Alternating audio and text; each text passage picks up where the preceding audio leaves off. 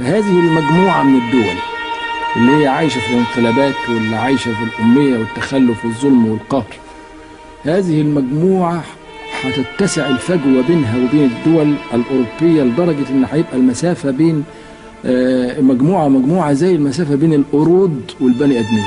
عاملين صباحه والبرادع، عاملين صباحه والبرادع، البرادع الكلب الخاين، أمريكا وأوروبا، شوية الخونة اللي كانوا عايشين هنا، كنا لسه معفنين.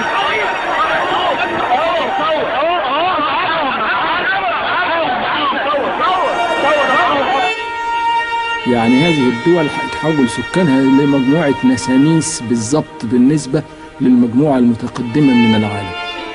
يعني تحطمون أبو الهول والأهرامات؟ إذا شوف يا سيدي واضح كلامي، نعم سنحطمهم إذا كان يعبد من قبل أو سيعبد بعد ذلك، وهذا واجب على من يتملك الأرض. طيب، عايشين نسانيس، عايشين في تخلف وعمالين يتخانقوا مع بعض. وإن شاء الله تولع مصر وتولع الدنيا كلها، شرع ربنا الأول. وبعدين طبعا ده شيء خطير ان تلاقي في الوقت ده ناس مالهمش لا حظ من العلم ولا حظ من الاخلاق كمان.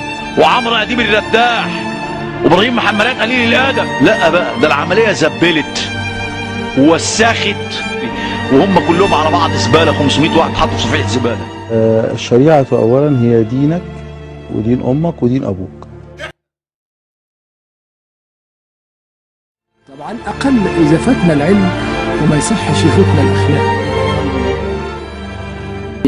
ارجو ان تكون الحلقه دي صيحه نذير وجرس انذار بالمستقبل الذي يهدد كل امه كسلانه ومتخلفه وعايشه في الاحلام وفي الصراعات وفي الخلف وفي الانقلابات.